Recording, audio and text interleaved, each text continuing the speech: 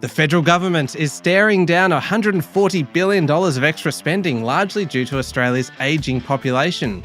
Woodside's LNG workers are gearing up for a strike that could impact the world's energy markets, and more women's sport is likely to be made mandatory for free-to-air television. Welcome to Fear and Greed Business News, Australia's best business podcast.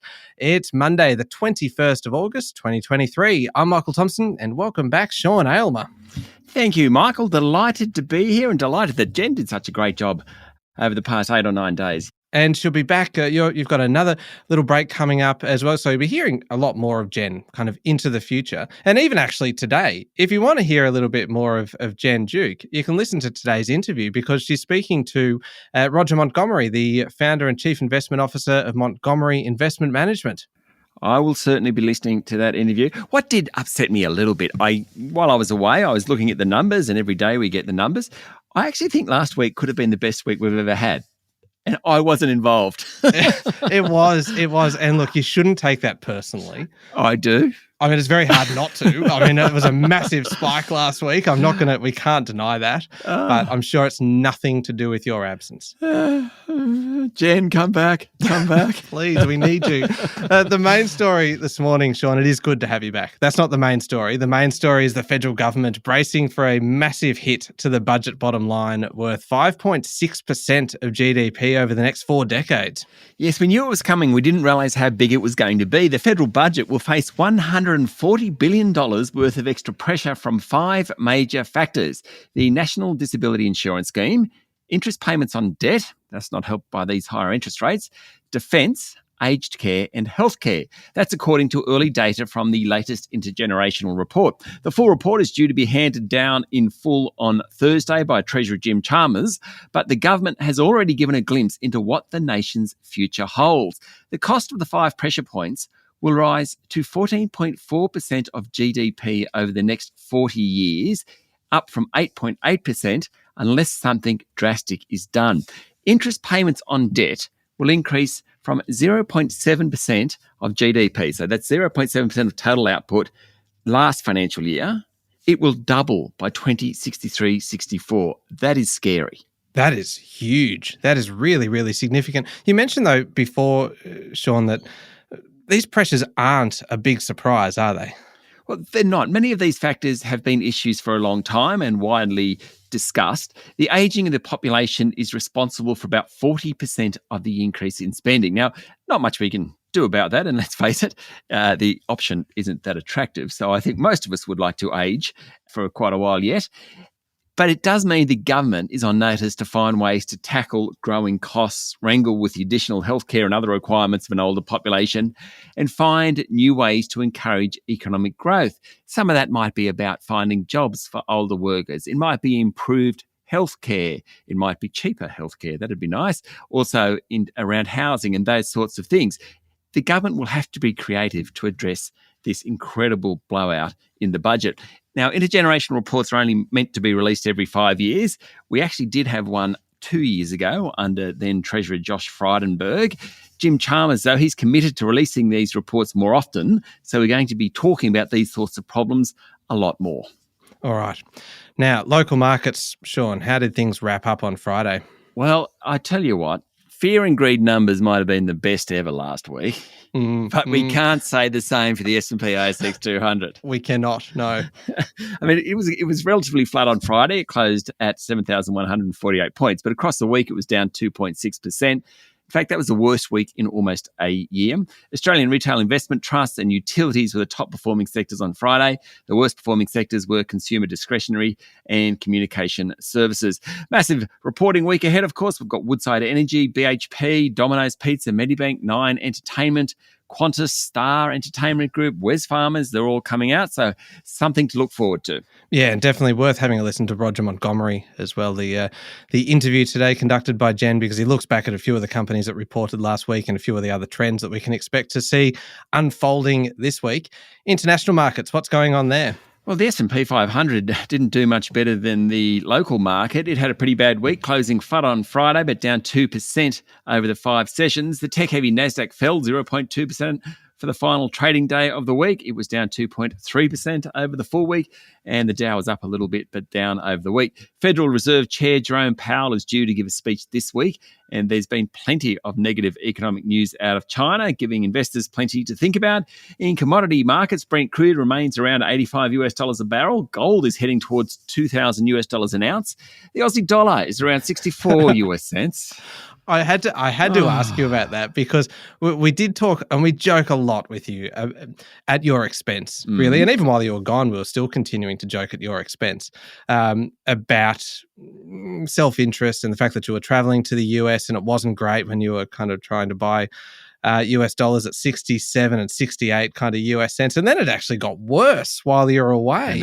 So one thing and we discussed this, one thing I always do when I travel, and as you know, we're going away again in the middle of next week and I need euros, is I always buy the money 6 months out, then 4 months out, then 2 months out, then at the time, because I kind of figure I'm half right and half wrong. And in this instance, I think I got a bit lucky.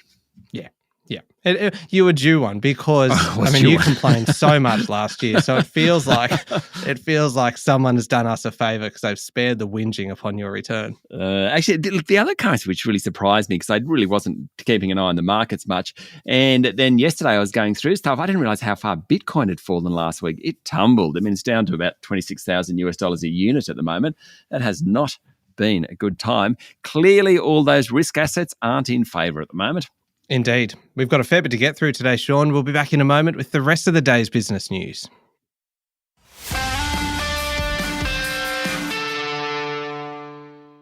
Sean, the world's energy markets are facing turmoil again, with unions representing Woodside's LNG offshore platform workers giving 7 days' notice that they intend to take action.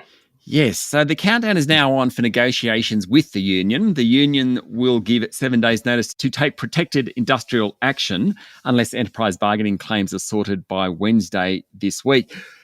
It means we could see strikes as early as September too. Now, the issue has already thrown global energy markets into disarray over August, with as much as a 40% jump in European gas prices on the back of this threat.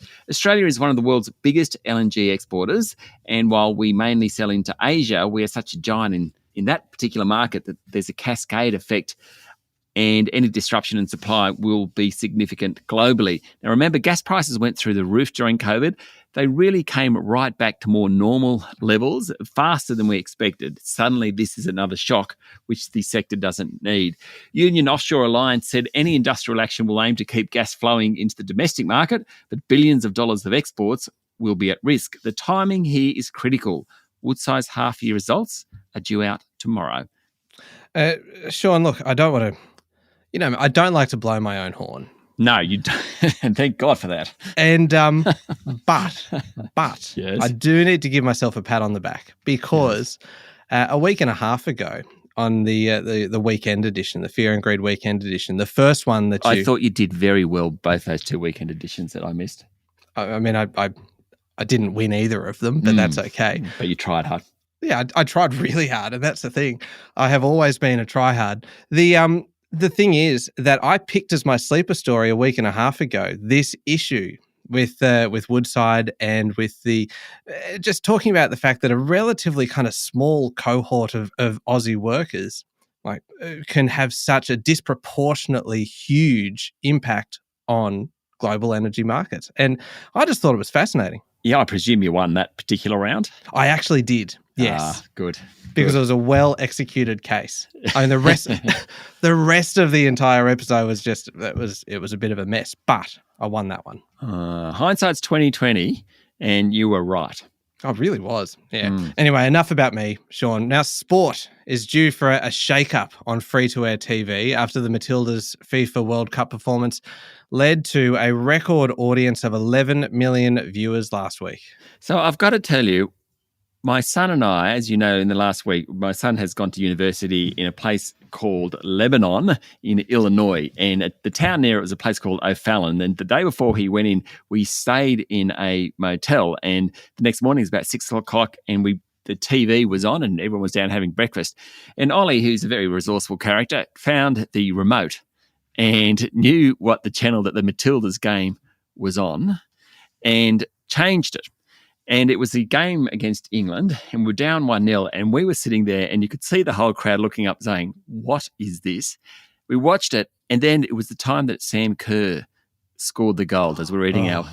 And we're jumping up and down in the middle of sort of Midwest US, everyone looking at us like we were really weird. We didn't care. No. It was just a joyous moment. And I know they lost, but still that moment will live with me forever. 6 a.m. in a dodgy hotel in O'Fallon, Illinois. There you go.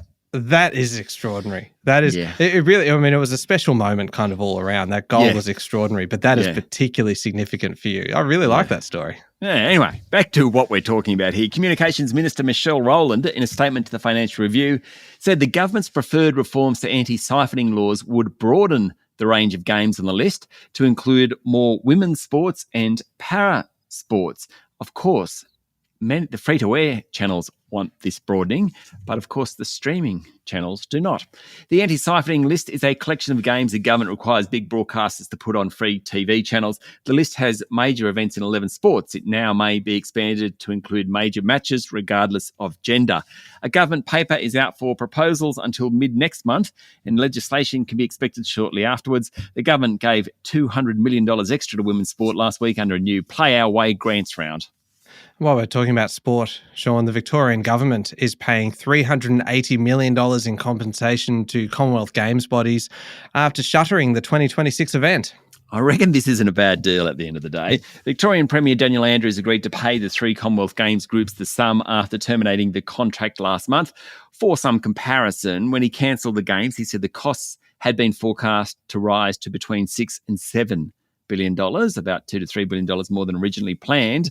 $380 million in compensation doesn't sound too bad to me. The multi-hub regional model that had been planned was more expensive, but Andrews said a Melbourne Games would have still cost about $4 billion. The cost of accommodation for the athletes' village was the thing that blew out.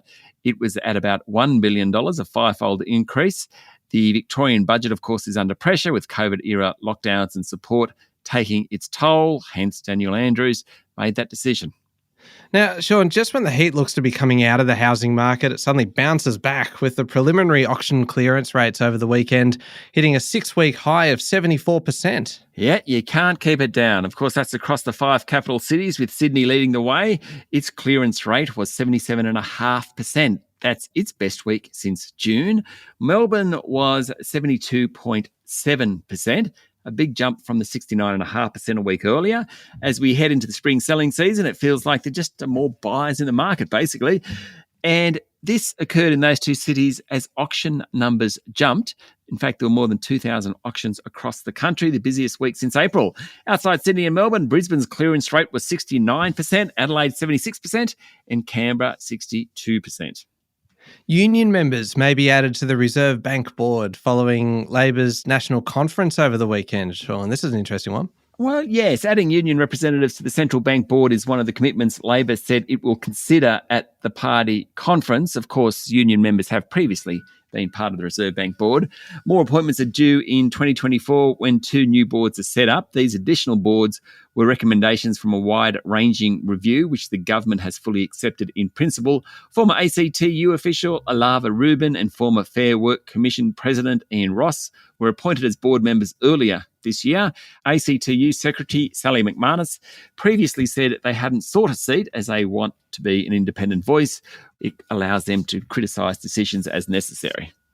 Now, Sean, if you're a user of X, formerly Twitter, you want to prepare for a significant change coming to the social media site, particularly if you block people from interacting with you or so you don't have to kind of see their content. Elon Musk is gearing up to remove the block feature. You wonder about him, don't you? It's just, oh, goodness me, there's a lot of changes coming. And I've got to say, I've been on I every now and then, I kind of check in on Twitter, and there just does not seem to be as much activity as there once was. It really does feel like it's quietened down. I was never a big user, but I don't even look at it anymore. I've given up.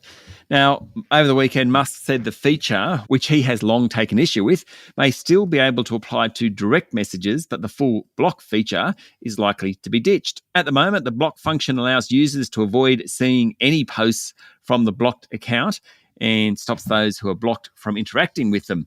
The change would mean users have to rely on the mute function, which stops notifications but doesn't limit others from sending them posts. Now, do you have any view here, Michael, that perhaps I have done a little research and am reading this rather than actually saying it off the top of my head? Because when I was looking at I was getting very confused. I didn't even realize there was a mute function. Anyway. Yes, there is. And it does feel like it just comes so naturally to you, this story. Yeah, totally. Now, what I do understand, though, is that if you remove this block function, that's going to be a big concern for a lot of people out there who receive troll-type content. And there are a lot of people like that. It's probably going to land the app in hot water with some of the major app stores because they are particularly worried about that. Like Apple's App Store and Alphabet's Google Play require social media apps to give people the ability to block user-generated content and users. Ex-CEO Linda Yaccarino said user safety was a top priority and the platform is building something better than the current block mute options. We'll wait and see on that one. Yes, we certainly will. And I'm sure there'll be plenty more updates coming from Elon Musk. You know, we're already starting the week off with an Elon Musk story. Yeah, it's good, isn't it? It certainly is. It feels like everything's just back to normal now with Musk from day one. iiNet customers who are getting cut off from their email accounts unless they transfer to another company or change their email addresses have complained to the competition regulator for help. We talked about this before. We have. So TPG Telecom manages hundreds of thousands of iiNet email customers and has told them they have 2 months to transfer their emails to another brand called the messaging company, or they'll face suspension or have their accounts deleted. Customers have now approached the Australian Competition and Consumer Commission to intervene. That's according to media reports. Some of these customers have had their email addresses for decades, use them for business operations. You can imagine how frustrated they might be. TPG said customers have 7 weeks from the day they are contacted to opt in to retain their email service free of charge until mid-September next year. Prices are still being finalised by the new company, though, and that really is the subject of some of those complaints. And last one, Sean, before we turn to international news, Foreign Minister Penny Wong says Australia is in the middle of negotiations to host high-level government talks with China. Wong told ABC News on the weekend that officials are working through the timing. There's been significant speculation about the future of Beijing's tariffs on Australian wine after those on barley were removed, but geopolitical tensions are escalating. Wong said there is change underway in the strategic balance in the Asia-Pacific area. She said Australia's submarine deal under the AUKUS agreement will help act as a deterrent against any Chinese aggression. Prime Minister Anthony Albanese achieved formal Labor Party support for the $368 billion AUKUS deal at National Conference over the weekend.